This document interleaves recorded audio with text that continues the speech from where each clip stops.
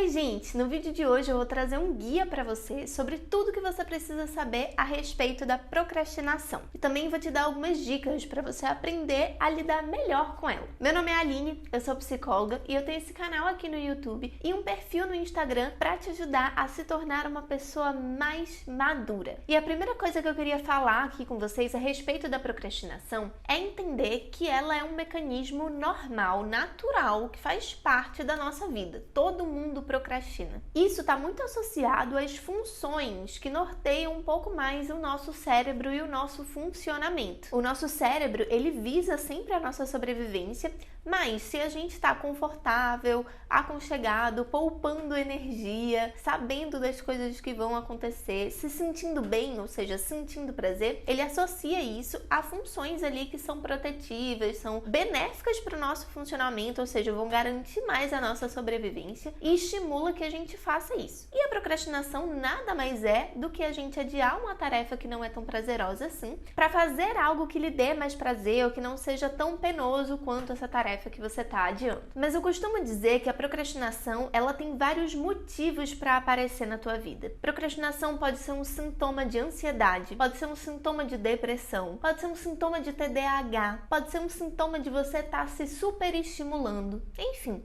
existem várias origens diferentes. E antes da gente começar a tratar, ou até mesmo de eu te dar essas dicas aí sobre o que você pode fazer para lidar melhor com a procrastinação, é muito importante que você saiba qual é a origem desse sintoma. Isso porque não vai adiantar de nada você tentar colocar essas dicas que eu vou te dar aqui em prática se você estiver deprimido, se você estiver num processo de ansiedade também. Para isso, você precisa procurar o acompanhamento e o tratamento adequado para cada uma dessas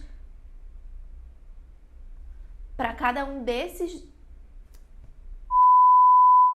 um desses transtornos, tá certo? Eu não vou entrar aqui no tratamento e como lidar com a procrastinação dentro desse cenário de um diagnóstico, mas sim quando ela aparece ali como um sinal ou um outro sintoma dentro do nosso funcionamento normal. Bom, vamos normalizar então a procrastinação, tá? Nem toda procrastinação é ruim. A procrastinação, assim como vários outros sentimentos, por exemplo, como eu já trouxe aqui, emoções, ela tem uma função, que é a função de poupar recursos. E essa função é vista como muito importante pelo nosso cérebro. Mais uma vez, o nosso cérebro ele está super preocupado com a nossa sobrevivência. E para isso, ele se preocupa sempre em estar poupando energia, porque assim a gente garante que quando precisar ali em algum momento, a gente vai ter de sobra. E ele procura também a previsibilidade, ou seja, se antecipar para possíveis perigos ou até possíveis situações que possam ser prazerosas, interessantes pra gente, e a gente está atento ali, ou seja, a gente não ser pego desprevenido.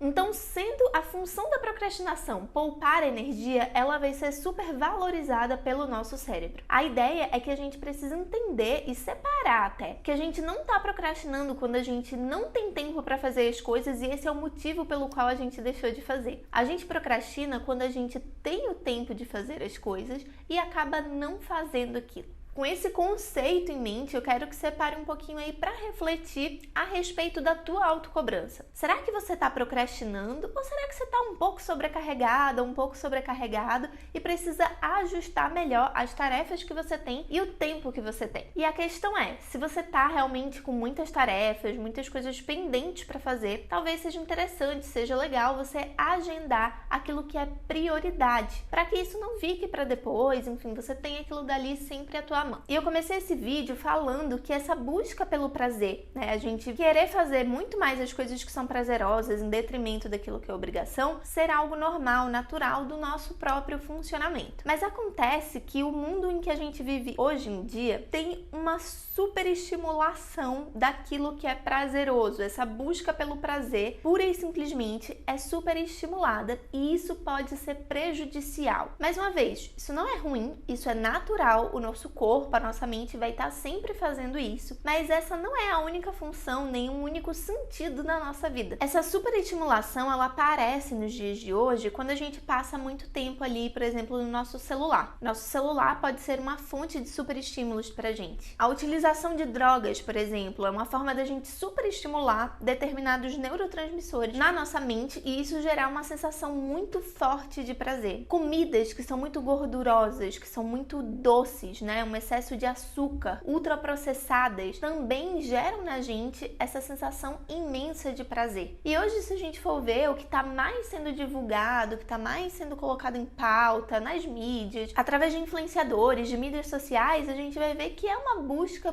por uma vida que seja sempre prazerosa, ou a maior parte do tempo prazerosa. Mas como tudo na nossa vida, a gente precisa encontrar um meio termo para essa situação. Não dá pra gente viver nesses extremos, nem no prazer demais, nem na obrigação, na responsabilidade excessiva. Isso porque quando você vive em busca somente do prazer, você pode acabar se tornando refém dos teus desejos e não conseguir fazer aquilo que é valoroso, aquilo que é importante para você, no sentido de propósito de vida, no sentido daquilo que te preenche, de ajudar outras pessoas, por exemplo. E talvez nesse momento você até se questione, se pergunte, ou seja ali do ponto de vista de que só se vive uma vez e eu não sei o meu dia de amanhã. Mas muito provavelmente você quer viver o amanhã também. E o teu amanhã, ele vai ser determinado pelas consequências das tuas ações do hoje. As ações que você tomar hoje na tua vida, elas vão ter consequências no teu futuro. E é justamente por isso que a gente deve encontrar esse equilíbrio, essa balança entre buscar prazer, sentir prazer, mas também conseguir cumprir com aquilo que é responsabilidade, com aquilo que é obrigação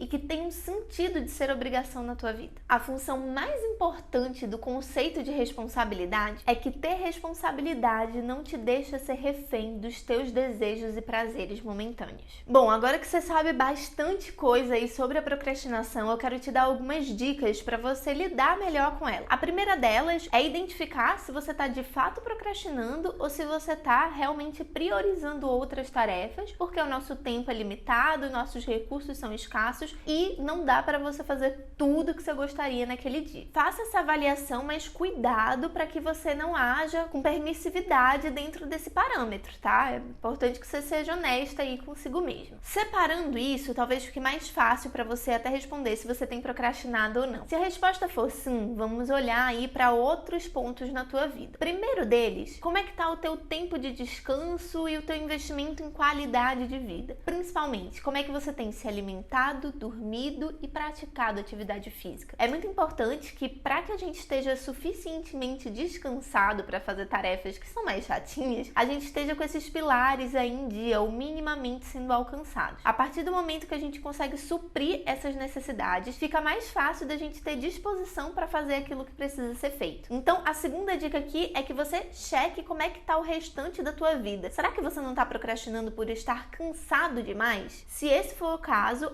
organize esses pontos aí. Teu sono, a tua alimentação, a tua atividade física. A terceira dica é para que você preste atenção em como é que você tem lidado com esses super estímulos que eu trouxe aqui. Celular, alimentação, jogos, televisão. Quanto tempo você tem dedicado a isso e qual é o teu grau de autonomia de conseguir parar na hora que você precisa, priorizar tarefas que são valorosas e importantes para você em detrimento desses super estímulos? Como é que você tem administrado, gerido eles na tua vida? O problema, gente, não é a tecnologia que evoluiu, é a forma como a gente está fazendo uso dela, porque de forma alguma a tecnologia é 100% prejudicial, ou o tipo de alimentação mais rápida, mais prática, 100% prejudicial. Tudo vai ter as tuas vantagens e desvantagens. E a ideia é que a gente consiga aproveitar o máximo de todas as oportunidades e experiências que a vida tem a nos oferecer. Só para você ter uma ideia, viver uma vida super estimulada pode diminuir a tua disposição, pode aumentar a tua ansiedade, inclusive a tua desmotivação também. Diminui a tua tolerância à frustração, diminui o teu senso de realização, ou seja, a tua capacidade de conseguir fazer coisas, a ideia que você tem sobre a tua capacidade, e faz com que você não aproveite o teu tempo com qualidade. Isso acontece, gente, porque à medida que a gente superestimula as nossas zonas de prazer, a gente dessensibiliza as nossas zonas de obrigação, ou seja, a nossa capacidade, o nosso músculozinho ali de conseguir fazer as coisas porque elas precisam ser feitas. E essa é uma conta muito simples. Quanto mais você treina um músculo na academia, mais forte ele fica, né? E se você treinar só o braço e não treinar a perna, o teu braço vai ficar super estimulado e a tua perna vai ficar atrofiada. Essa é a mesma ideia para a gente entender esse conceito de procrastinação e dessensibilização ali a alguns estímulos que são mais aversivos. Então a ideia é que quanto mais você superestimula ali as tuas áreas de prazer, os teus neurotransmissores que te dão essa sensação, mais difícil vai ser para você lidar com frustração, com aborrecimentos, com a tristeza, por exemplo, que são sentimentos inerentes a todos os seres humanos, a toda experiência de vida que você vai ter. Vendo isso, percebendo como é que você tem lidado aí com os superestímulos na tua vida, comece a mapear o teu uso, a identificar mesmo, eu uso mais celular quando eu acordo, eu fico assistindo mais televisão e streaming na hora do meu intervalo, na hora do meu almoço e acabo,